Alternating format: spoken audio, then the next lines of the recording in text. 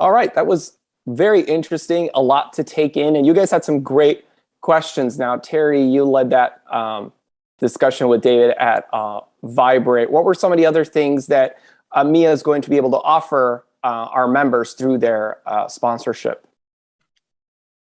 Yeah, so we are going to be hosting a MIA Meets with Vibrate in the coming months this summer. So this will be an opportunity where everybody will be on the same Zoom call, and they'll do a little demo with case study, and you'll have an opportunity to ask questions to learn about the platform. So maybe that's the good starting point. Get access to the platform between now and when we do the meets.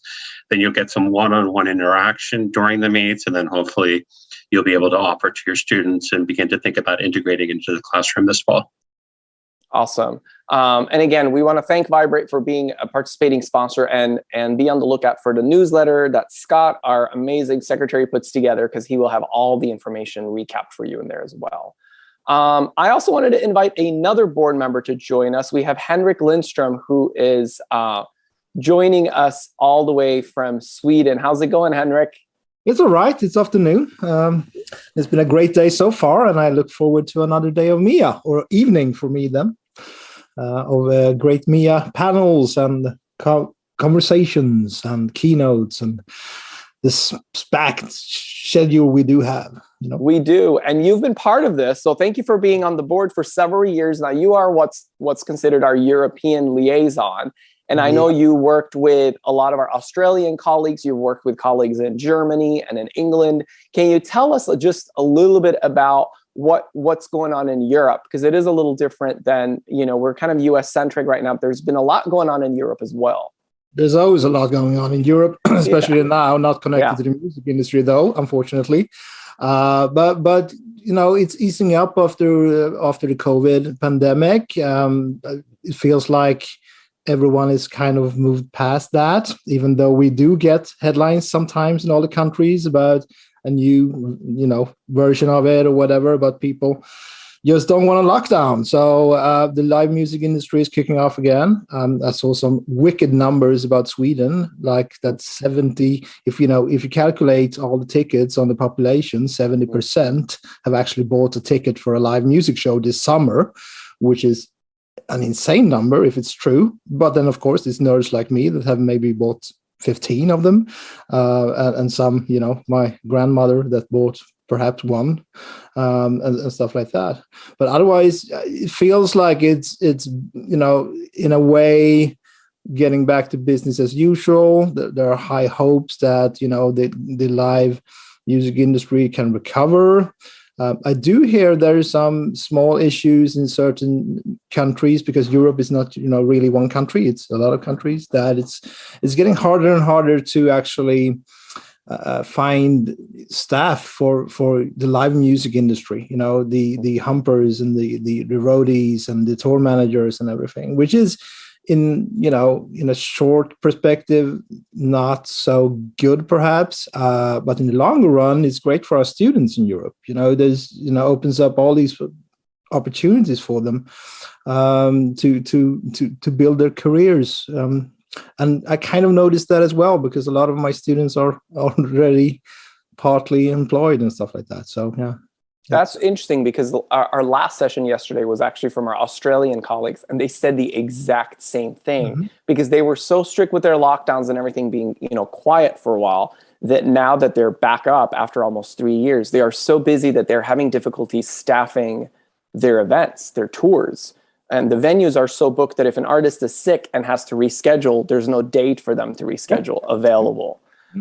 So that's pretty impressive. And she was saying the same thing, Katie, who's on our board, that it's helping her because she can help place some students into some really good positions. Absolutely. It's kind of the problem is not actually, for the students. It's for me or for the organizations now to attract the students. They have to sell their organizations as a music business, and not only this is fun or this is good for your career.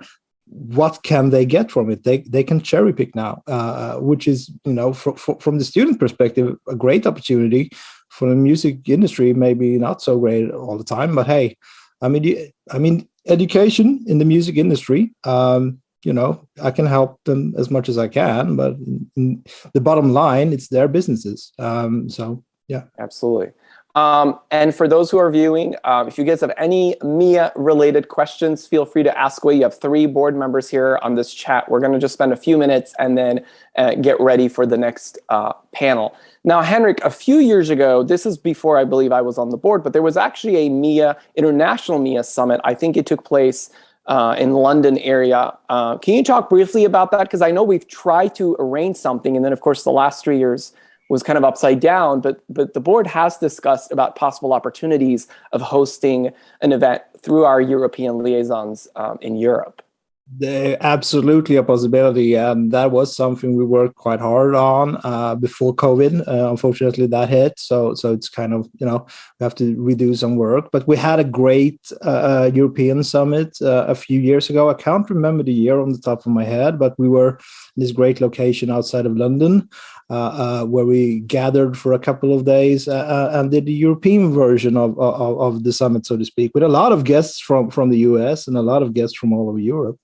And it would be extremely nice to do something similar again, or bundle up with another or some other conference or in connection with that. So you guys who travel over the Atlantic gets a little bit more, like I do when I travel. I don't only go to the MIA Summit, of course. I always do a university visit or South by Southwest or whatever, so we can kind of add value to it, and then hopefully do it in the summer when it's light and bright and sunshine, and especially up here in the north of Europe, it's not, the winter can be a little bit harsh, especially for guys like you, Armin, in South Carolina, which is not really, well, it's harsh in another way, I guess, but it's you know about it because you've been here a lot. So but yeah, it would be amazing to do that again, and I hope we're looking at doing that in a couple of years' time. Very cool. And tell us also just briefly, because we've had a lot of involvement from Germany. I know there's Pop Academy there, which is quite a music business program. They've attended several of our events, and you've done some work with them as well, correct? Absolutely. I give guest lectures every year, and we also have this kind of a business game going on, or a band and business camp, where we gather students from all over Europe, and a couple of students from the US and stuff, and then we do simulate a business game. We do a business game. We simulate a reality for them, kind of an industry game, where when we do the 24-hour version, 2 hours is a month. So it's around the clock from Sunday evening to Thursday night, and at the same time there's a bunch of bands and artists there producing music, making music, songwriting, that the business students are trying to sign, kind of simulate that kind of reality for them, I guess. So that's another thing that's hosted by my beautiful friends at the Pop Academy, and we participate from the partners around them. And I give guest lectures, but I also teach in various countries when I get the invite. Did we just lose Armin? I think he would have frozen, but Henrik, while we're waiting for Armin to come back, one of the things that I'd love to see with the international meeting happening again is exchange programs and study abroad, and finding ways to fully integrate our programs internationally. I don't know if that's really something that's been on your agenda. If you've seen that, if that's been part of your vision in the past. I kind of do it I do it for my program. I haven't done it for the MIA Continues yet, but there's two aspects here. After COVID, it's important to get this going again, and also inspire the students to go, because I kind of noticed some students are still a little bit hesitant on going, the physical travel abroad. What I've done, though, is I integrate a lot of international lecturers in my classes. And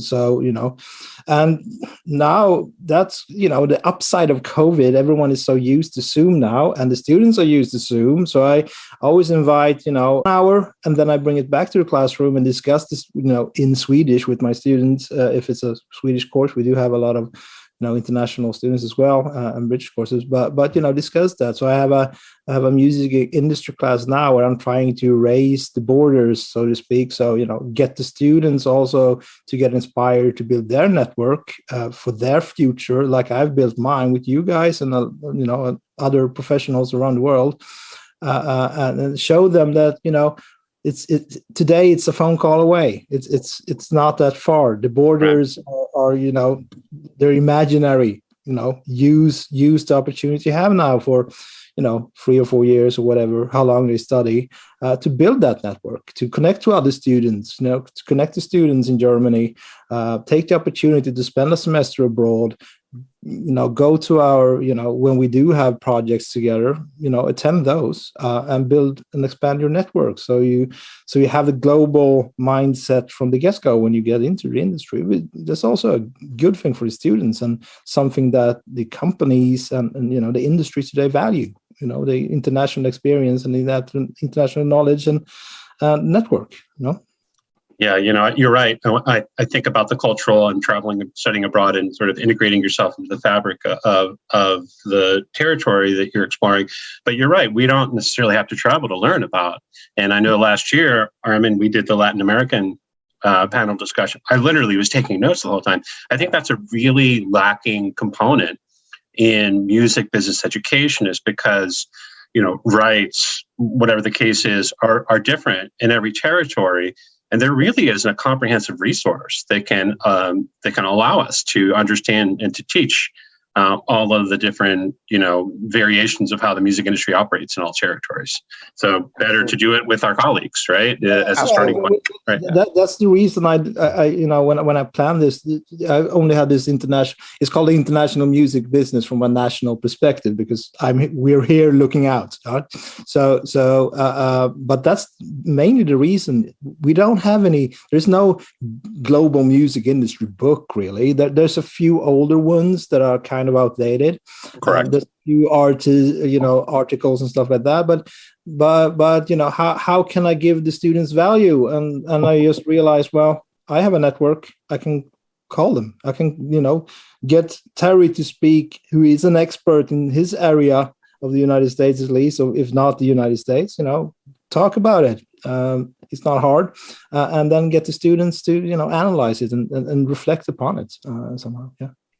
Absolutely. And Terry, you started off early this morning. You were on one of the first panel regarding tenure and promotion and all the publications and research. And I thought maybe we can just briefly highlight some of that for those that may have missed it, because of course hopefully everyone's familiar with the MIA Journal.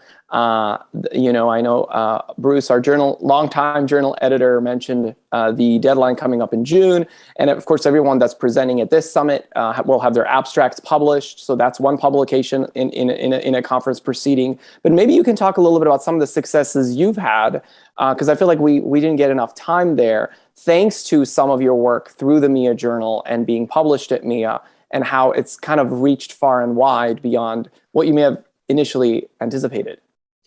Yeah, you never know. You do your research, you get published, and who knows? We hope that people are reading it, and we hope that they're learning from it, and maybe they're using it as a teaching tool in the classroom. But you never really know. And you can check citations, but I don't know. I don't know if that's as relevant, with our discipline. So it really comes down to sort of you hear things anecdotally, we have Michelle Yen from Chartmetric, which was our partner last year for the summit, and I collaborated with Chartmetric and Ulf Osterlief, Dr. Osterlief from Syracuse, and a colleague of mine, Charles Alexander, and we were actually funded with a grant from MIA to do research that emanated from a theory called trigger cities. And it was a study that suggested that there are markets that are not obvious markets globally that trigger activation within Spotify and YouTube.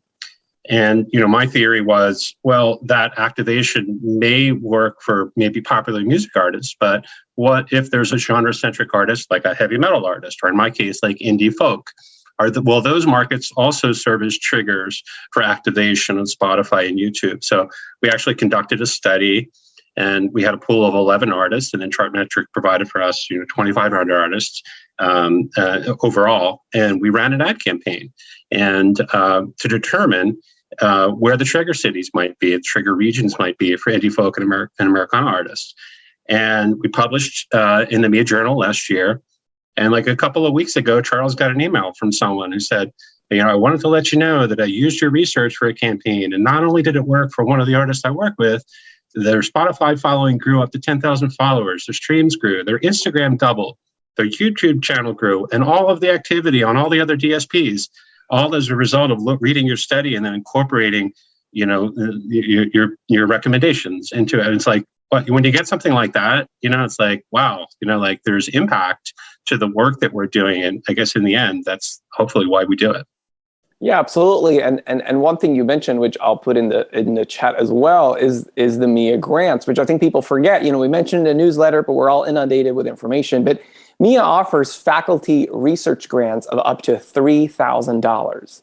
And we also offer student enrichment grants for up to $1,000. So if you have a student club or you want to take a group of students to an off-campus site, or you're doing a big project and you need some extra funding to cover some of that, there are a lot of examples. I don't know, Terry, if you've used any of the student enrichment grants. I know I did a collaboration with App State, Kim Wangler over in Boone, North Carolina, and our students went over there and observed how the recording process is done, because my program doesn't have a recording program, so we don't have a recording studio.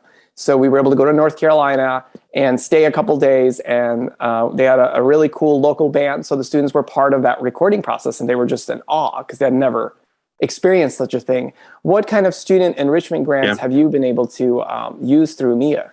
Yeah. So first, I want to say that my research study, the Trigger Cities thing that we do with Chartmetric, wouldn't have been possible without the MIA grant. Honestly, I would have been going out of pocket to fund that. So thank you for that. Student enrichment grant. So at Hofstra, we had a student enrichment grant where we presented a one-day music conference, and that helped us bring in guest speakers and present an entire day of mentor sessions and workshops and panels and a live music showcase to boot. So we've done it there. I've seen other institutions producing compilation CDs. I've seen we had our students travel to the Vegas Music Summit for another student enrichment grant, which was an amazing partnership. I know you've been there and you've spoken in the past. And what I've really loved about that is that the students really, Henrik talks about building your network. Well, we had students from a half dozen other music business programs. When they left that weekend, they had a network of students all over the country and internationally that they got to meet. So yeah, the enrichment grant has really done a lot towards building knowledge, presenting content, and procuring relationships and building that network. That's amazing. And I believe in the past, we've also had international, of course, any MIA member is eligible. So even if you're international, you're eligible for these grants. And we have had some international recipients as well. So I'm going to wrap it up here unless there's any last minute questions or comments from any of our attendees today. Henrik, do you have anything fun planned for the summer? A few festivals is what I'm looking forward to, because I haven't been to a festival in quite some time now. Okay. Henrik needs a nap, from what I understand. He's been working double duty, so he's going to take a long nap this summer. Yeah, that as well. But you can nap at a festival every, There's always an act you don't want to see. So, Absolutely. And also just really quickly to reiterate about the grants, the applications are usually in the fall and early spring. But if you do receive a grant, which hasn't really been applicable the past 3 years, but if you do receive a research grant, you also get an additional, I believe, $500 stipend to attend the in-summit, and present in person. So if you were to receive a grant for this coming year, you will also get an additional $500 to come to Las Vegas, which we will talk about at the end of today, and share some links in anticipation for finally to get to see everyone in person next spring.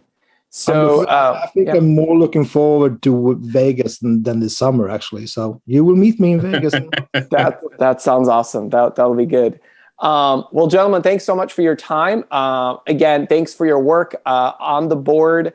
I do like to highlight different board members because people forget that we've been meeting every week since I remember to, plan all these virtual summits. And as you can imagine, it's a lot of work. So thank you very much. And we'll get ready for the next panel in a few minutes. Bye, everyone. Cheers. Great day. Take care. Bye.